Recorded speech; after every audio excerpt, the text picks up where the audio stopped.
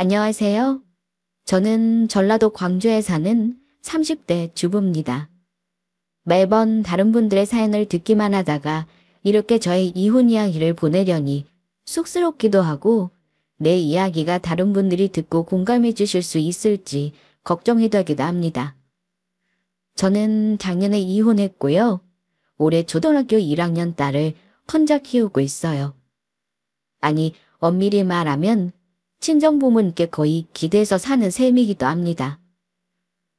이혼하고 나서 친정집이 부득이 들어와 살고 있거든요. 이곳 아파트 단지 상가에서 작은 보습학원을 운영하고 있습니다. 이혼 전에는 경기도 하남시에 살다가 이혼 후에는 친정인 광주로 내려왔으니 예전 남편 놈과 시댁은 아예 거의 연락도 못 듣고 삽니다. 오히려 멀리 떨어지니 더 좋은 것 같기도 하네요. 저는 결혼 9년 차일 때 이혼했어요.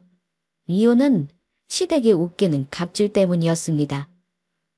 어려울 때 힘이 돼주고 옆에서 도와준 은혜를 완전히 다 잊고 자기들이 잘나서 극복했다고 억지를 부리며 저를 내쫓으려 했습니다. 하지만 저는 시댁에서 빈손으로 수박을 맞고 가만히 참고 있을 사람이 결코 아니거든요.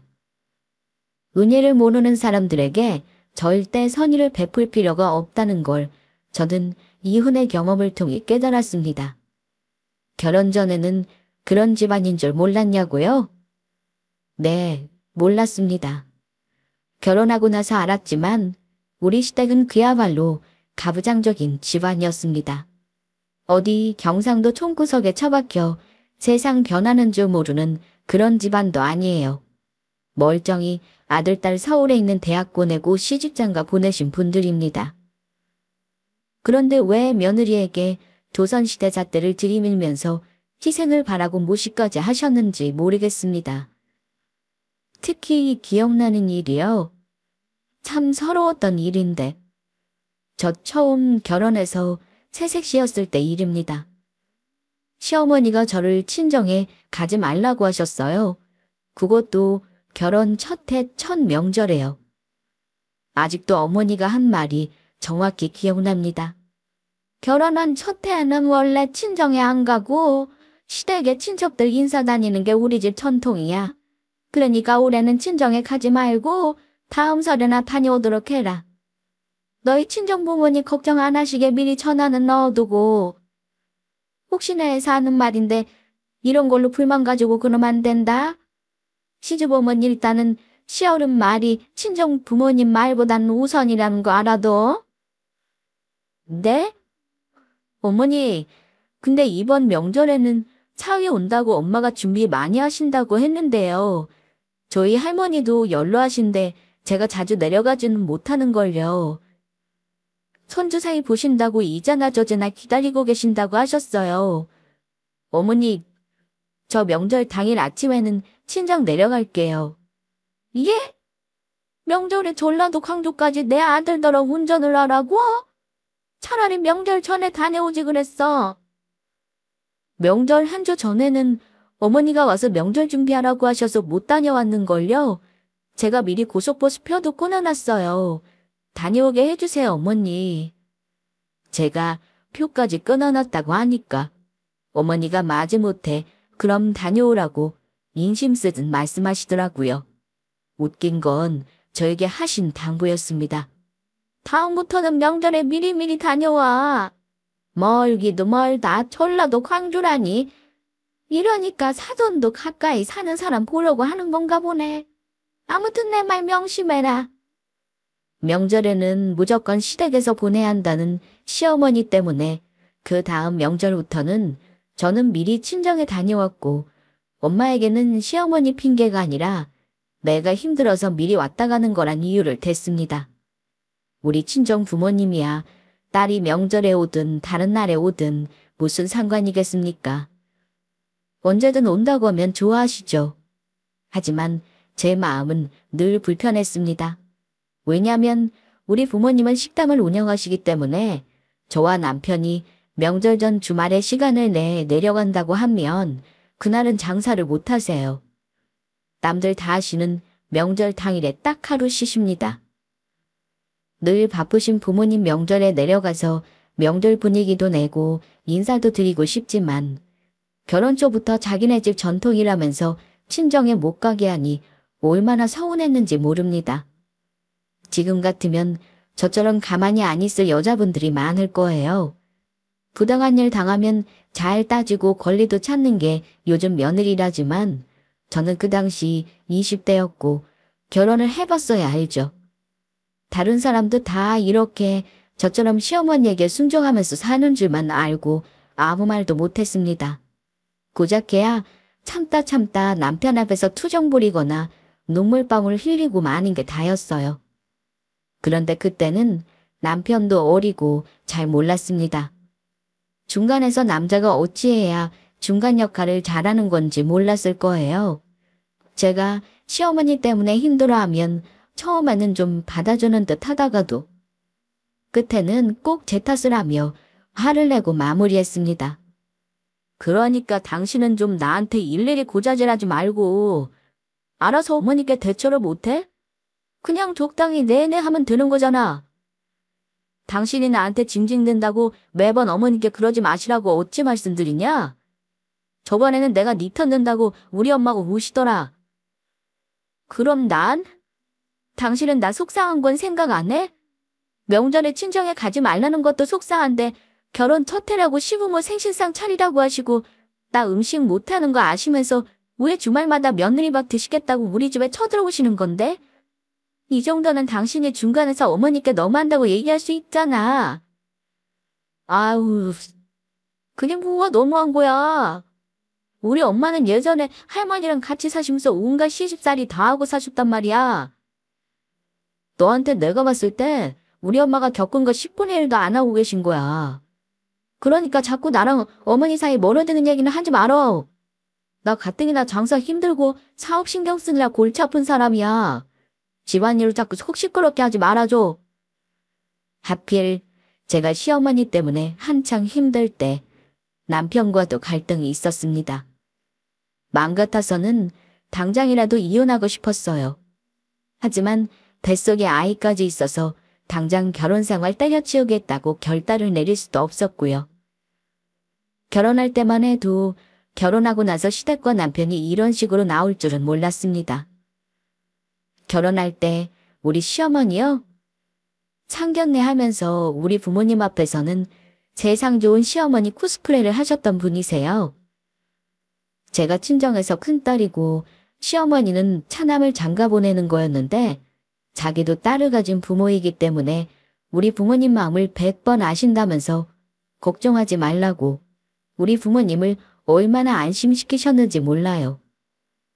제가 26이라는 어린 나이에 결혼을 하겠다고 한 거라 우리 부모님이 걱정을 많이 하셨거든요. 우리 정아가 살림이고 음식이고 할 줄 아는 게 없어서 걱정입니다.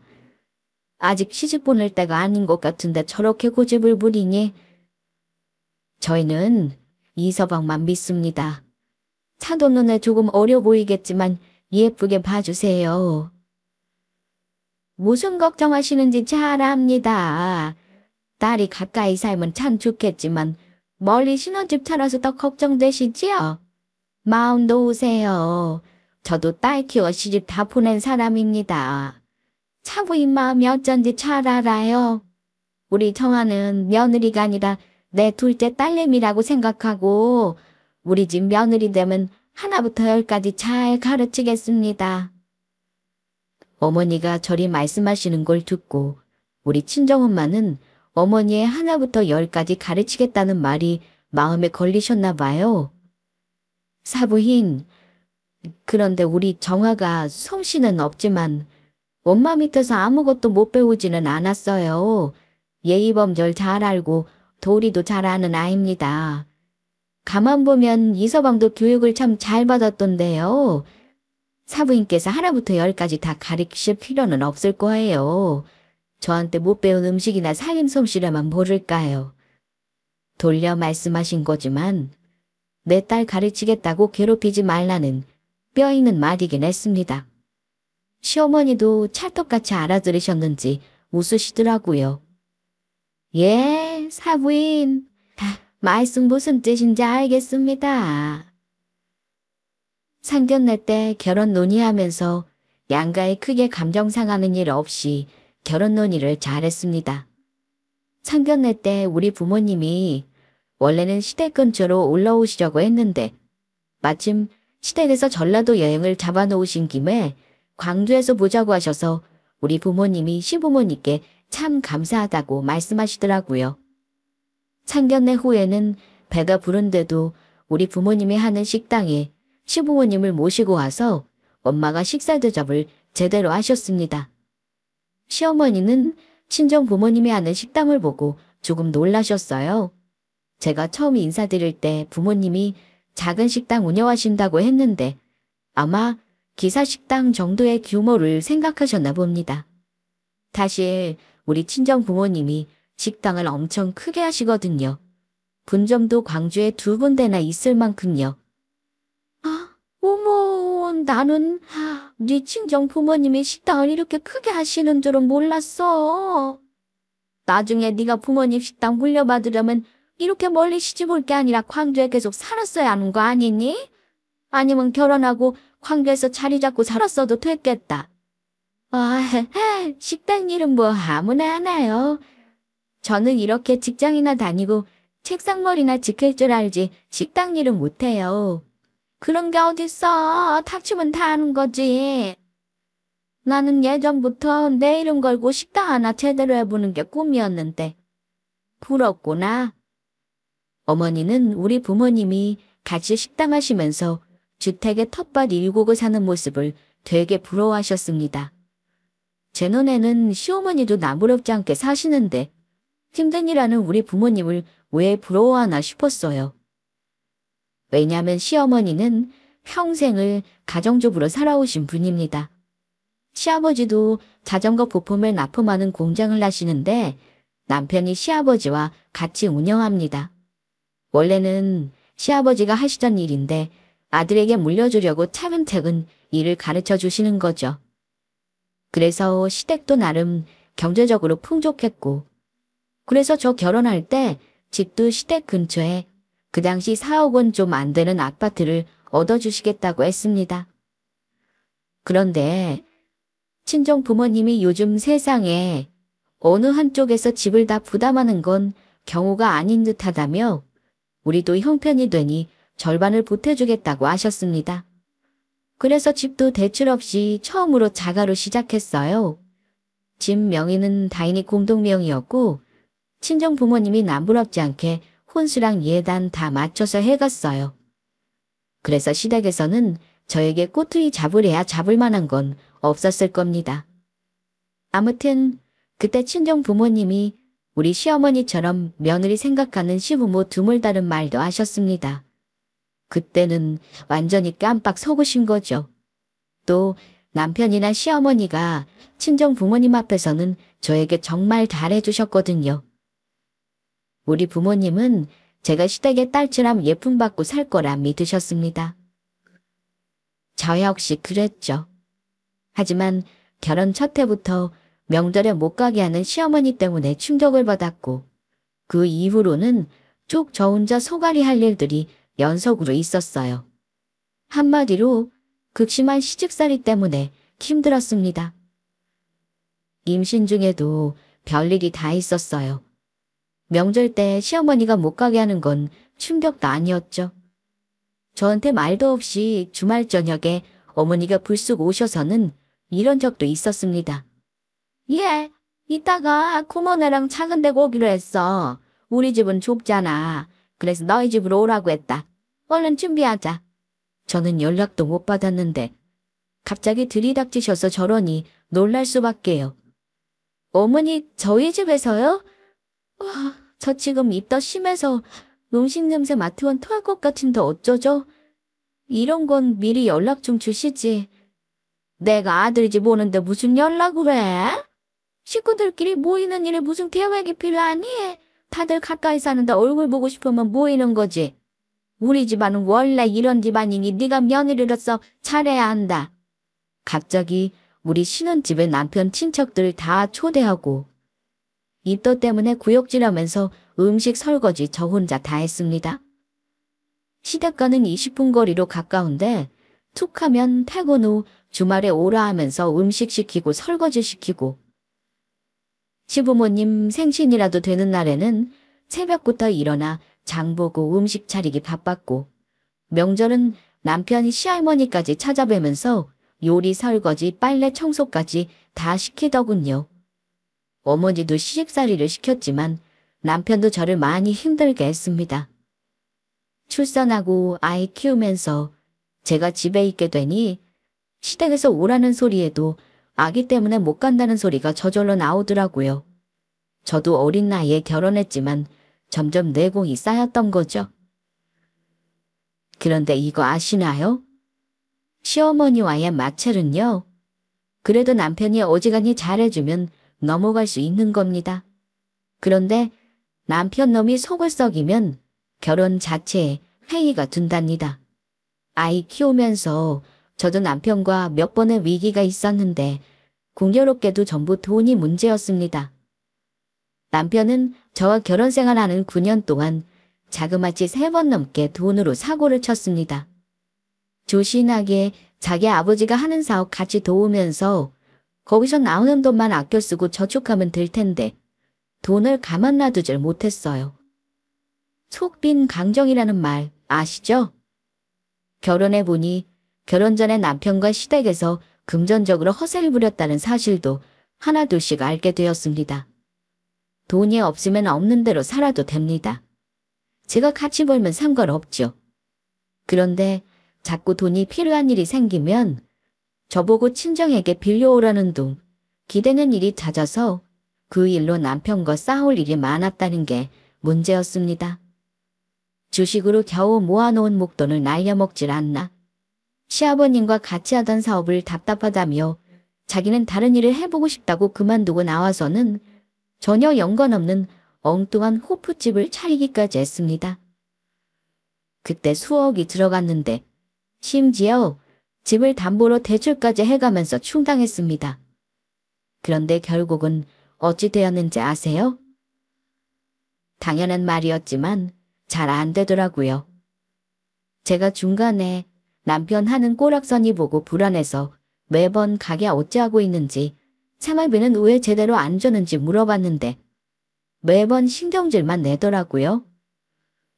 나중에 안 거지만 자기 부모님에게까지 손 벌려가며 상가 월세 충당하고 가게 유지를 했더라고요. 그런데 설상가상으로 그 당시 중국발 악재가 겹치면서 시아버지 사업도 느닷없이 어려워졌어요.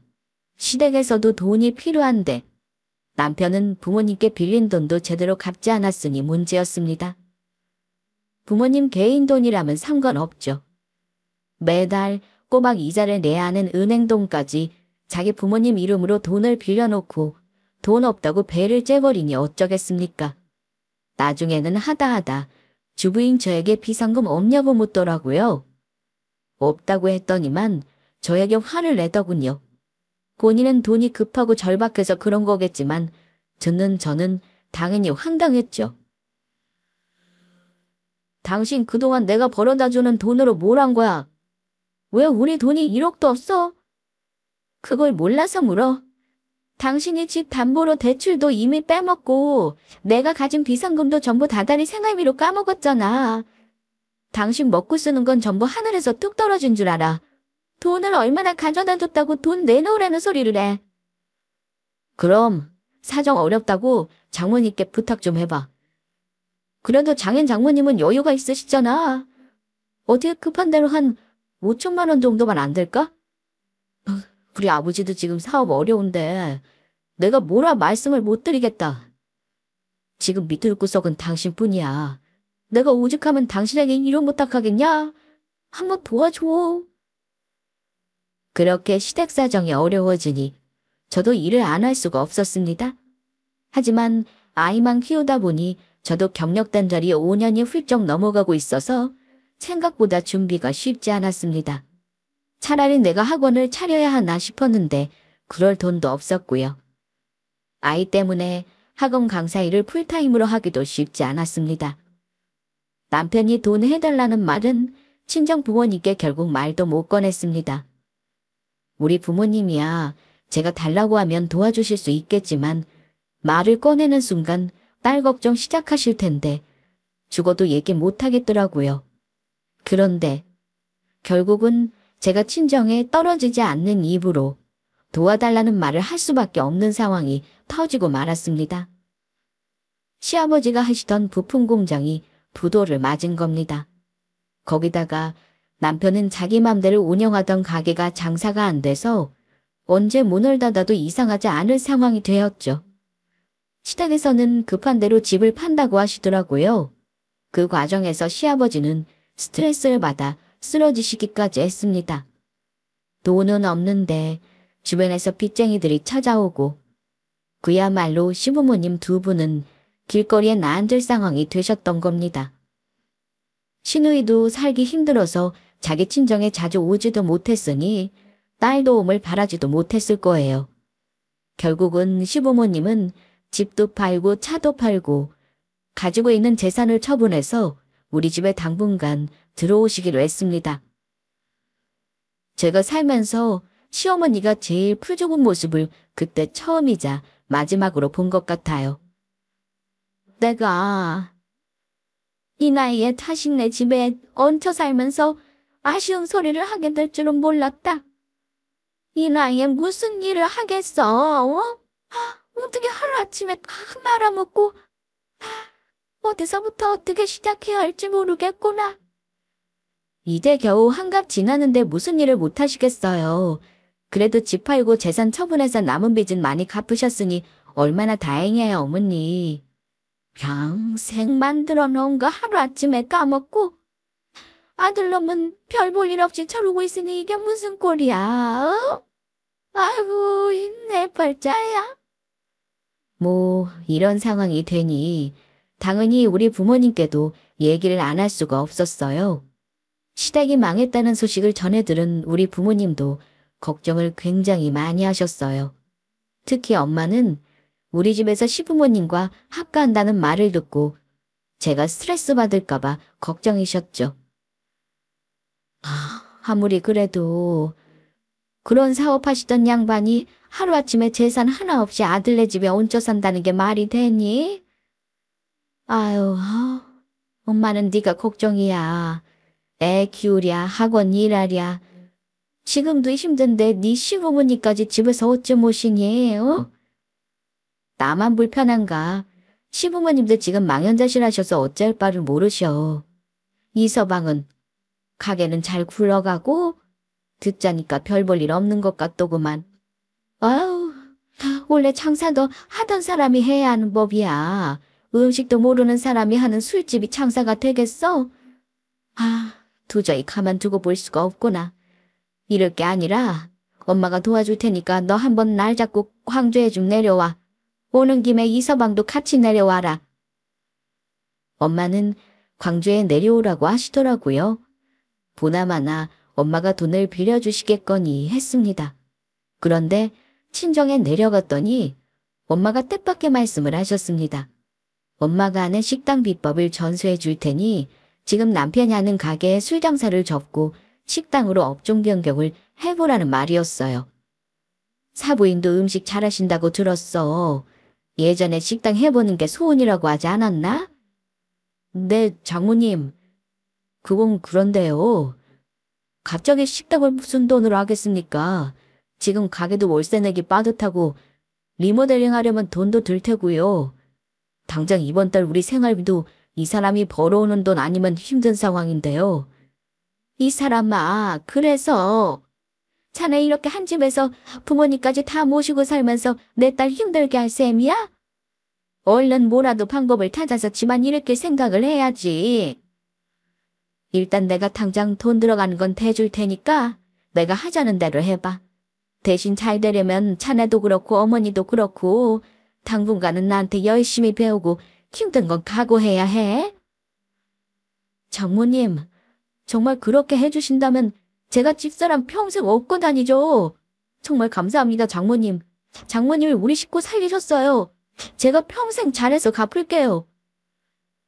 엄마가 금전적인 지원도 해주고 남편이 하던 가게 자리에 리모델링까지 해서 식당을 다시 차려준다는 말에 남편은 눈물까지 보이면서 기뻐했습니다. 큰절까지 하면서요. 그리고 저에게도 그동안 서운했던 일 다 잊으라고 정말 잘하겠다고 다짐했습니다. 저도 눈물이 나왔는데요. 솔직히 말하면 제가 흘린 눈물은 남편과는 달랐습니다. 남편은 위기의 늪에서 우리 엄마가 구해줬으니 기쁨의 눈물이었겠지만 저는 엄마에게 너무 죄송하고 미안해서 울었어요. 딸이 뭐라고 힘들까봐 이렇게까지 도와주나 싶어서요. 친정이 잘 사는 건 맞아요. 하지만 세상에 쉽게 버는 돈이 있겠습니까?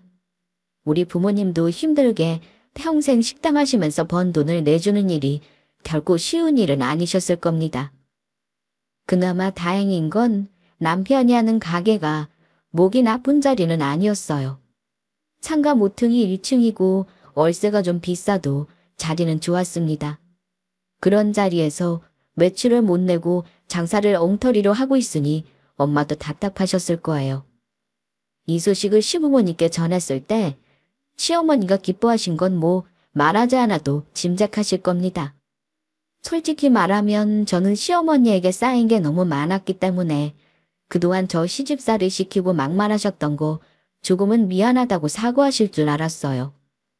그런데 시어머니는 저에게 사과는 안 하셨습니다. 물론 상황이 상황이니 거기서 자기 아들 잘났다는 말은 안 하시긴 했습니다. 우리 엄마에게도 너무 고맙다고 하시면서 광주까지 직접 내려가자고 하셨어요. 전화로 고맙다고만 할 일이 아니라고 하시면서요. 사부인, 이렇게 우리 힘든 형편 다 알고 도와주시니 얼마나 내가 감사한지 몰라요, 내가. 내가 이 나이 먹고 자식들한테 민폐 끼치는 부모 될까봐 얼마나 속상했는지. 사부인이 도와주시는 대로 제가 열심히 배워서 잘해볼게요. 내가 며느리 복이 많아서 그래도 이렇게 힘들 때 살아나나 봅니다. 식당 대박 나서 이 은혜를 갚을 날이 꼭 와야 할 텐데요. 저도 우리 딸 때문에 도와드리는 겁니다. 그러니까 마지막 기회라고 생각하시고 이서방이랑 정말 열심히 하셔야 해요. 저도 돈이 남아나서 도와드리는 게 아니니까요. 당분간 가게 월세는 제가 부담할 테니까 걱정하지 마시고요. 제가 아는 식당 분점이라고 생각하시고 열심히 하시면 됩니다. 가게 자리도 좋으니 맘만 있다고 소문나면 아마 잘 되실 거예요. 아이고, 가게 월세까지? 정말 고맙습니다, 사부인.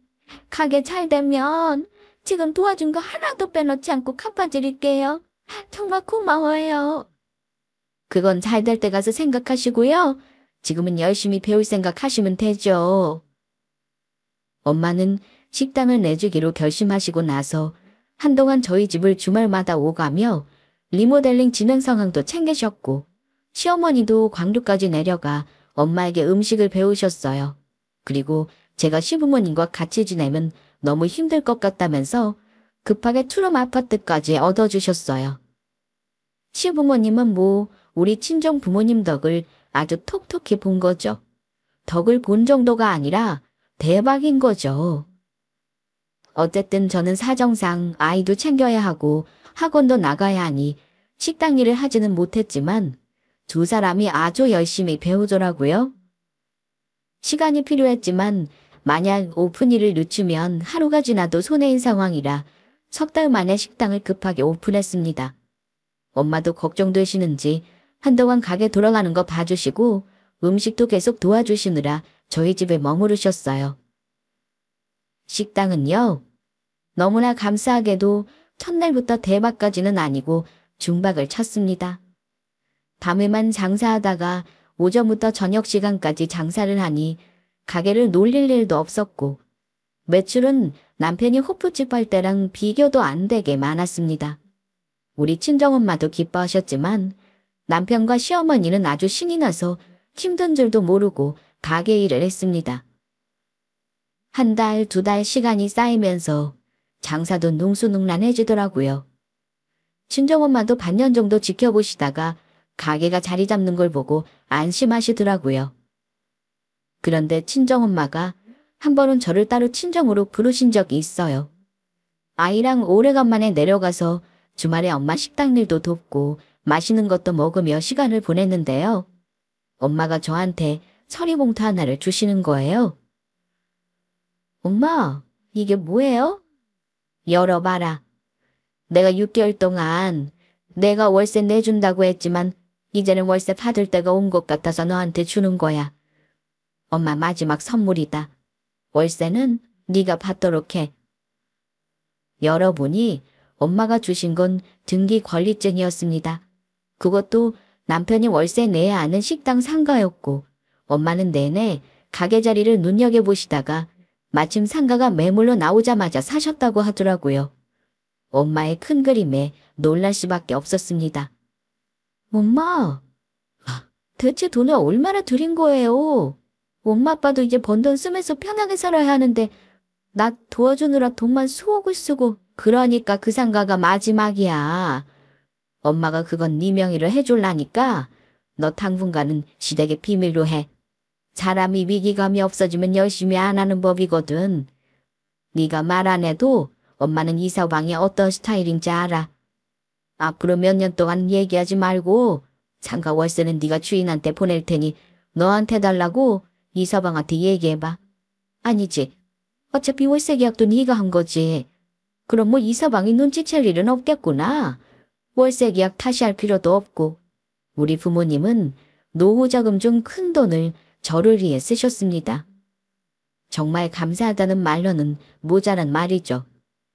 저는 엄마에게 남편과 시모가 장사하는 가게 자리를 선물로 받았고 엄마 말대로 당분간은 비밀로 하기로 마음먹었어요. 말했다가는 당장에 월세 안 낸다는 소리부터 할 게 뻔했거든요. 그런데요.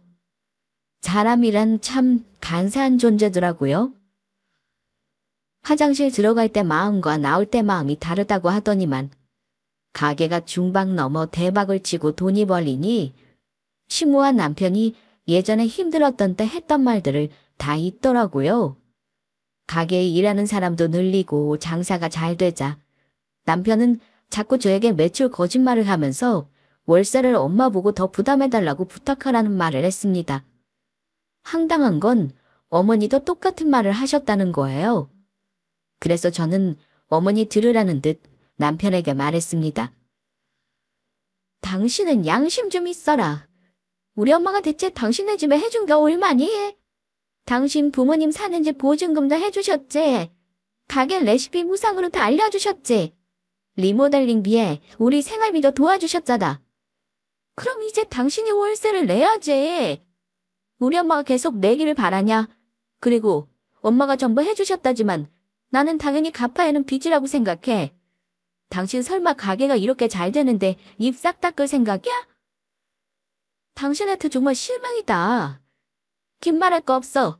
당장 이번 달부터 월세까지 포함해서 나한테 붙여. 내가 직접 상가 주인한테 월세 붙일게. 당신 무슨 말을 그렇게 해? 장모님이 그 돈 갚으라고 하면서 도와주신 거래? 그렇다면 나야말로 실망이다. 우리 잘 살려고 도와주신 거잖아. 장모님은 가만 계시는 거면 왜 당신이 더 난리야? 남편과 언성이 높아지니 어머니가 바로 제재하시더라고요. 근데 며느리인 제 편을 들어주시는 게 아니라 남편 역성을 드시더라고요. 그만해. 너 지금 우리 힘들 때 좀 도와줬다고 시임이 앞에서 신랑한테 언성을 높이니 이게 어디서 배워먹은 버릇이야? 막말로 네 친정엄마가 도와주셨다고는 해도 장사는 우리가 했어. 네 엄마가 우리 하는 것처럼 똑같이 하신다고 우리처럼 잘할 것 같니? 택도 없는 소리. 내 앞에서 돈 내놓으라는 말 같아서 듣기 싫으니까 그만둬라. 어디 이제야 좀 살만해지니까 남편을 잡으려드는 거냐? 어머니가 노여워하시는데 너무 황당하더라고요. 고통 사람이라면요. 장사가 잘 돼서 돈이 벌리면 가장 먼저 누구에게 고맙다고 하겠습니까? 저나 우리 엄마에게 고마워해야 하죠. 그런데 지들이 잘나서 장사가 잘 되는 거라고 단단히 착각을 하더라고요. 남편과의 실랑이는 그날 한 번이 아니었습니다. 장사가 잘 되니 빚이 한가득인데 주제를 모르고 차를 뽑아서 대판 싸운 적도 있어요. 자기 부모님 사는 집도 우리 엄마가 보증금 넣어준 반 전세인데 얼른 모아서 나갈 생각은 안 하고 정신 못 차렸구나 싶었죠.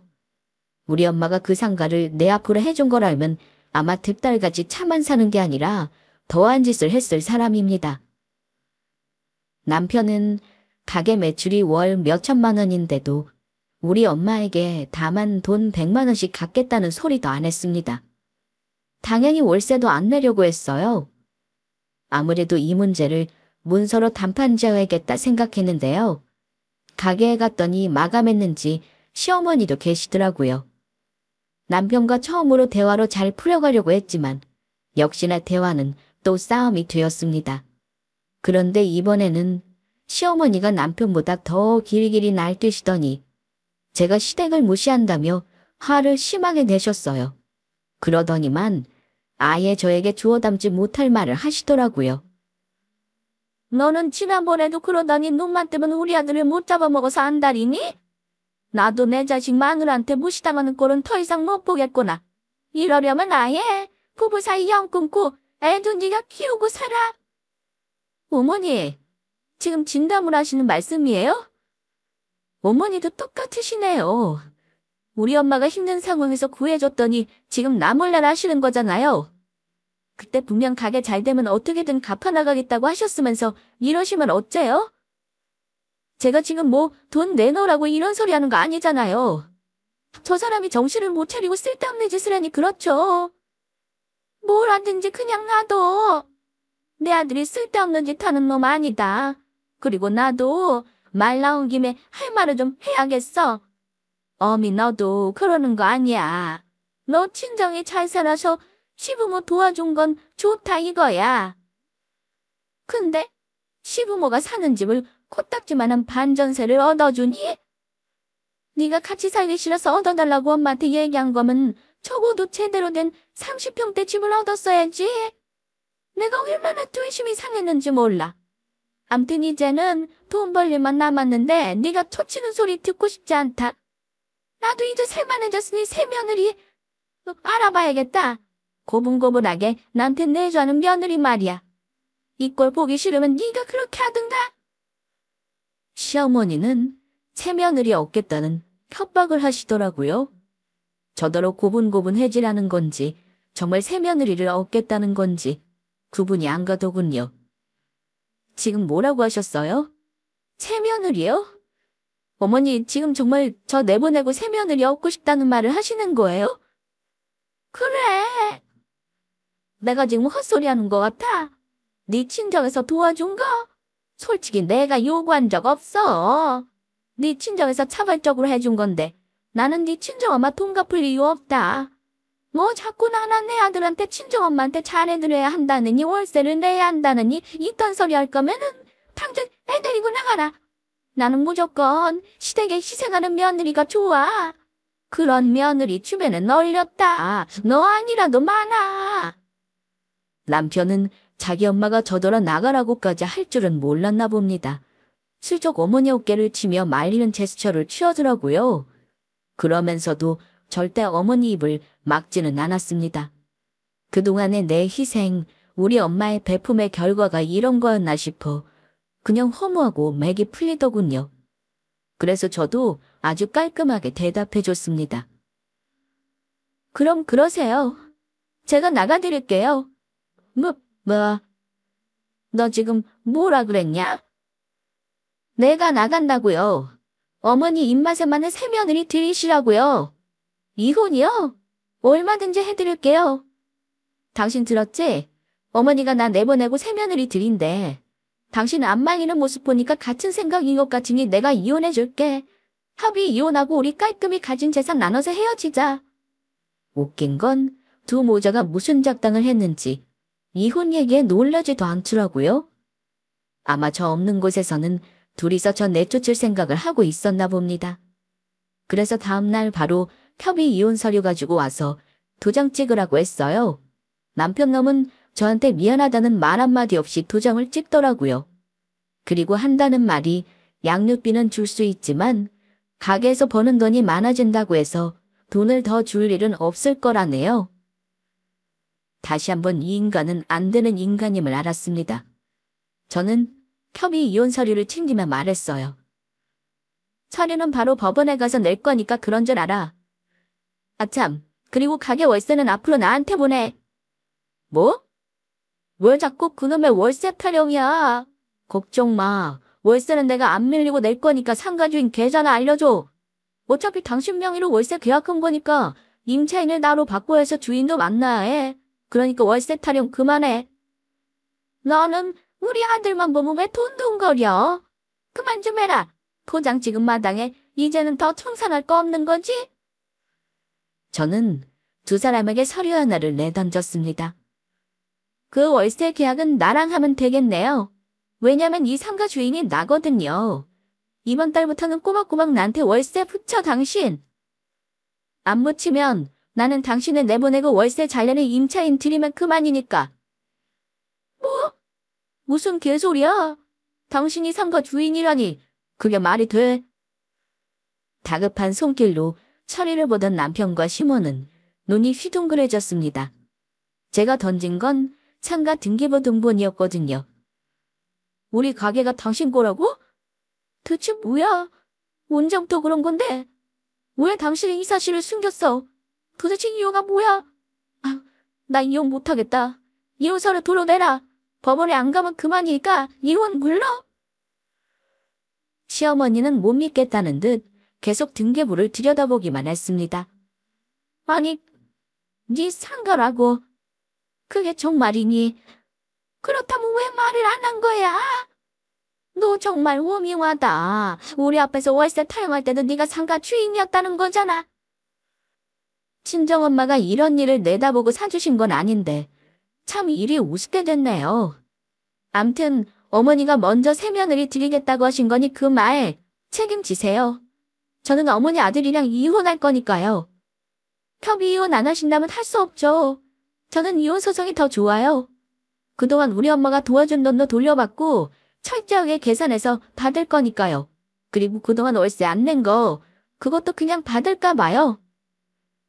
원래 저런 사람들은 자기들이 불리하면 바로 꼬리를 내리는 거 아시죠? 시어머니랑 남편놈은 기세등등하게 이혼하자던 기백이 한풀 꺾여서는 저한테 싹싹 빌었습니다. 언제 이혼 얘기했냐는 듯 그 입에서 잘못했다라는 소리가 한 100번은 나온 것 같아요. 하지만 저는 이미 마음이 식어버렸고 시어머니와 남편의 이중적인 모습을 참고 살 이유도 없었습니다. 아무래도 이혼하려면 저한테 월세 내는 거 거꾸로 오실 거예요. 그냥 조용히 나가주셨으면 좋겠네요. 그리고 우리 엄마가 차려준 식당 어디 가서 똑같이 할 생각 마시고요. 우리 엄마 가게에 상호 상표 등록 해놨거든요. 함부로 쓰면 고소 각오하셔야 할 겁니다. 저는 이미 이혼 소송을 염두에 두고 있었고 긴 싸움이 되더라도 이 인간들이 저에게 덕분 걸 되돌려받을 생각이었습니다. 남편은 당연히 협의 이혼에 동의하지 않았습니다. 저는 어머니가 사는 집도 빼달라고 했어요. 그랬더니 시댁에서는 난리가 났죠. 그동안 제가 고분고분하게 치모뜻 따라주고 하니 제가 이렇게 나오는 게 아마 당황스러웠을 겁니다.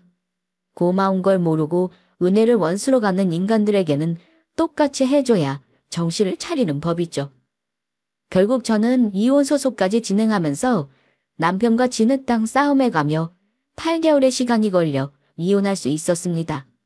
중간에 저를 협박도 하고 회유도 하고 많은 일이 있었지만 이혼 마음먹고 나서 소송까지 이혼이 별거 아니더라고요. 생각보다 부부 사이 정은 깊지 않은가 봅니다. 처음에는 살려달라고 매달리던 그 인간도 어떻게든 저에게 재산 분할을 받으려고 애를 쓰더군요.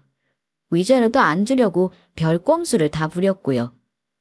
하지만 이혼 소송은 잘못한 배우자가 불리한 법이죠.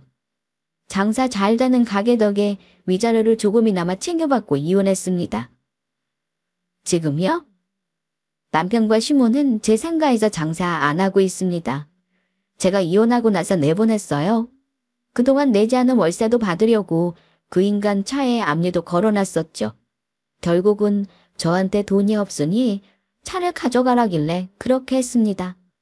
마누라 덕보고 사는 거 고마운 줄 모르는 남편놈과 며느리에게 바라기만 하고 받는 걸 당연한 줄 알던 시모는 그렇게 몰락했어요.